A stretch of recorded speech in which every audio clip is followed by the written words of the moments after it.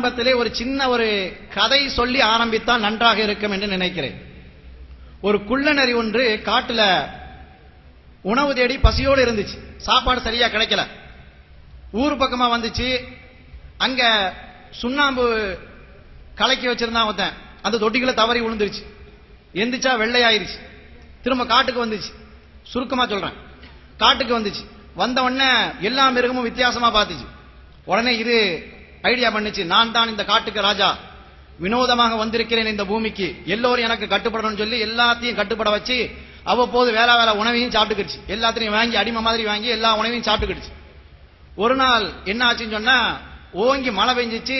குள்ள நரியுடைய சாயம் வெளுத்து விட்டது. எல்லா மிருகங்களும் சேர்ந்து அதை அடிச்சு துரத்தி வெளியே அனுப்புறதாக ஒரு கற்பனை கதையை நாம கேள்விப்பட்டு இருக்கிறோம். அன்பிற்குரியவர்களே, அதே போன்றுதான் இந்த தமிழகத்திலே ஒரு குள்ள நரி ஒன்று சொற்ப காசுக்காக வேண்டி, அற்ப பணத்திற்காக வேண்டி, புகழுக்காக வேண்டி, சில விஷயங்களுக்காக வேண்டி குர்ஆன் ஹதீஸ் என்ற போர்வையை தன்மேல் போர்த்திக் கொண்டு எதற்கெடுத்தாலும் குர்ஆன் ஹதீஸ் ஆதாரம் என்று சொல்லிக்கொண்டு மக்களை ஏமாற்றி ஒன்று பிழைத்து கொண்டு கூட்டத்தை சேர்த்துக் கொண்டு வாழ்ந்து கொண்டிருந்தது. இறுதியிலே ஆலிம்கள் என்ற பெருமழை வந்து அந்த கருத்துக்கள் எல்லாம் பொய்யானவை, தவறானவை என்று குர்ஆனையும் ஹதீஸையும் மக்களுக்கு பிரித்து காட்டி மக்கள் விழிப்புணர்ச்சி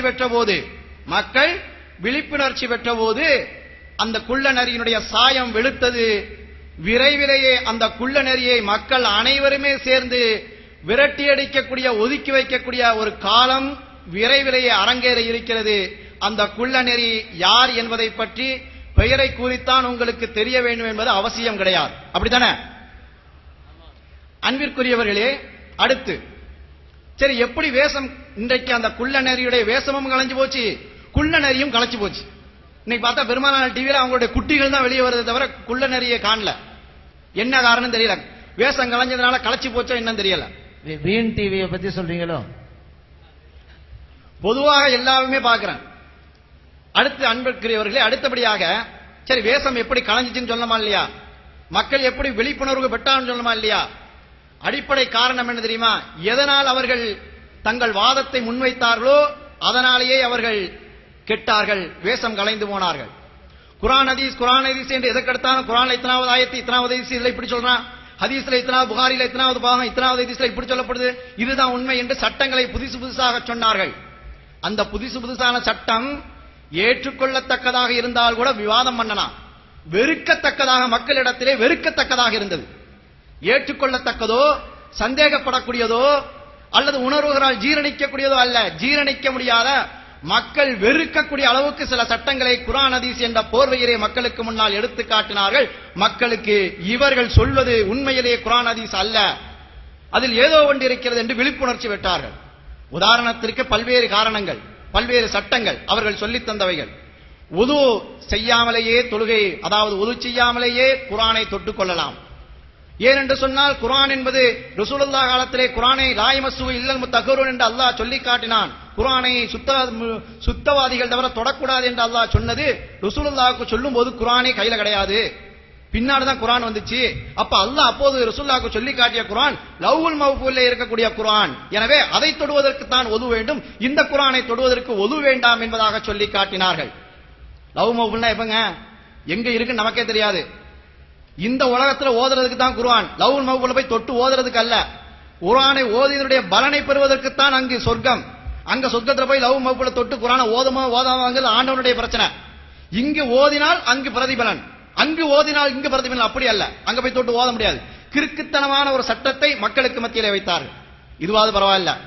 இன்னும் ஒருபடி மேலே போய் மாதவிடாய், ஹைல் என்று சொல்லப்படக்கூடிய பீரியட்ஸ் டயத்திலே, மாதவிடாயுடைய நேரத்திலே பெண்கள் குர்ஆனை தொட்டு ஓதலாம் என்பதாக சொல்லி காட்டினார்கள். எவ்வளவு ஒரு அருவருக்கத்தக்க செயல்! அதற்கும் ஹதீஸை ஆதாரமாக காட்டினார்கள்.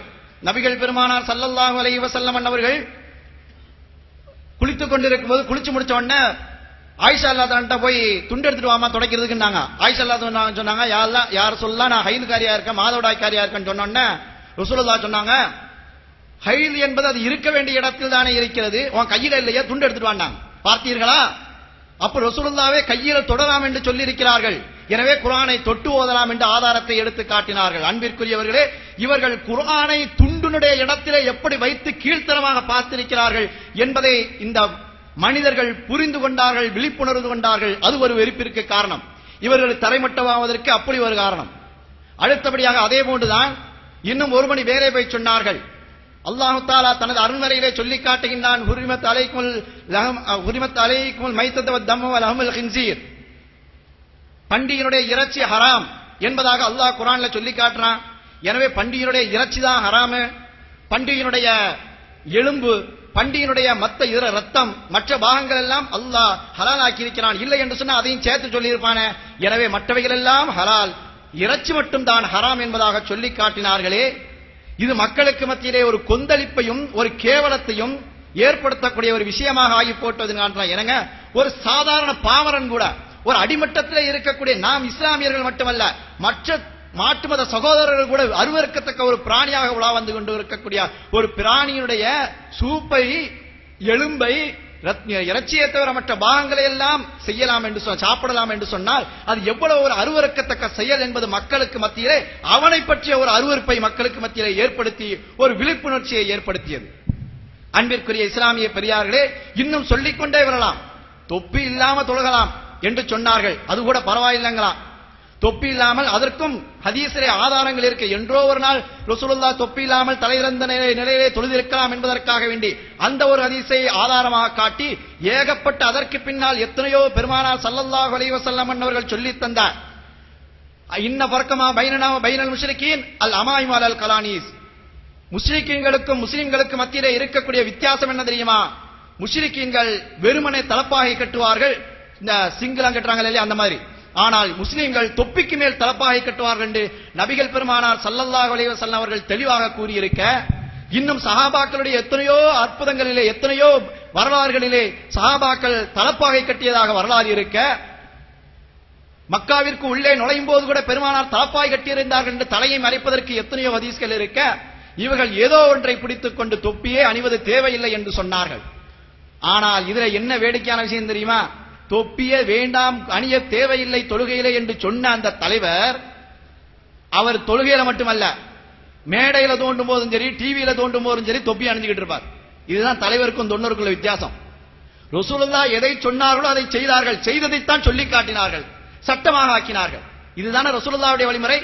ஆனால் உண்மையான ரசூலுல்லாஹ் வழியை நாங்கள் காட்டுகிறோம், தூய இஸ்லாத்தை காட்டுகிறோம் என்று சொல்லிக்கொண்டு அந்த நபி வழியை நாங்கள் பின்பற்றுகின்றோம் உண்மையாக என்று சொல்லிக்கொண்டு என்ன செஞ்சாரு? அவர் தொப்பி போட்டிருப்பாரு, தொண்டர்கள் தொப்பி போட வேண்டாம்னு சொன்னார். இது ஒரு விஷயம். சரி, இது கூட பரவாயில்லைங்க. இன்னும் என்ன சொன்னார்? ஆக அன்பிற்குரியவர்களே, இதை முடித்துட்டு அடுத்த சுற்றுக்கு வருகிறேன். ஆக ஒட்டுமொத்தத்திலே இத்தனை கீழ்த்தரமான விஷயங்கள் நடைபெற்றதன் காரணத்தினால் தான் மக்கள் விழிப்புணர்வு பெற்றார்கள். இவர்களுடைய தரைமட்டம் வேஷம் களைவதற்கும், இவர்களுடைய சூழ்ச்சிகள், இவர்களுடைய கொள்கைகள் தரைமட்டமாவதற்கும் காரணம், பெரிதும் காரணம் மக்களுடைய விழிப்புணர்வு தான் என்று கூறி முதல் உரையை நிறைவு செய்து அமர்கிறேன். அஸ்ஸலாமு அலைக்கும் வரஹ்மத்துல்லாஹி வபரகாத்துஹு. அற்புதமான வாதத்தை வச்சாங்க. ஆனா பொதுமக்கள் இன்றைக்கு மிகச்சிறந்த அறிஞர்களா இருக்கிறாங்க. அந்த காலத்து மக்கள் மாதிரி ஏமாளிகள்லாம் கிடையாது, ரொம்ப உஷாரா இருக்கிறாங்க. அதனால இந்த வஹாபியர் சொல்ற கருத்தெல்லாம் சரியா இல்லையாங்கிறதெல்லாம் ரொம்ப யோசிக்கிறது இல்ல. சாதாரண வெளிப்படை சொல்றத வச்சு ஒரு முடிவுக்கு வந்துடுறாங்க. அல்லாஹ்வுடைய வேதம் எல்லாம் நல்லா மதிக்கிறாங்க. அத போய் சுத்தம் இல்லாவிட்டாலும் தொடலாம், ஓதலாண்ட உடனே அங்கேயே ஒரு முற்றுப்புள்ளி வச்சிட்டாங்க மக்கள். இந்த கூட்டத்தின வஹாபியர்கள் எல்லாம் வெறுக்கத்தக்கவர்கள், இவங்க சொல்ற கேட்க கூட முடிவு கொண்டாங்க. நபிகள் ஸல்லல்லாஹு அலைஹி வஸல்லம் இந்த குர்ஆனை தொடர விஷயத்திலையும் ஓதுற விஷயத்திலும் அழகான சட்டத்தை சொல்லி தந்திருக்கிறாங்க. லா யமுஸ்ஸல் குர்ஆன இல்லா தாஹிருன், பரிசுத்தமானவங்க தான் குர்ஆனை தொடணும். முவத்தாவுல தாரகுத்தில பதிவு செய்யப்பட்டிருக்கு.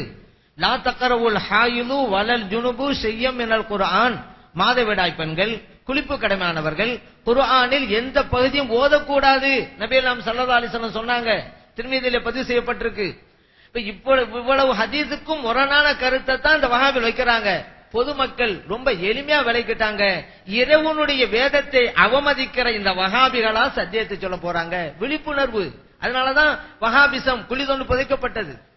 அதே போல பாருங்க, இந்த ஹின்சரை பத்தி சொன்னாங்க, பன்றி.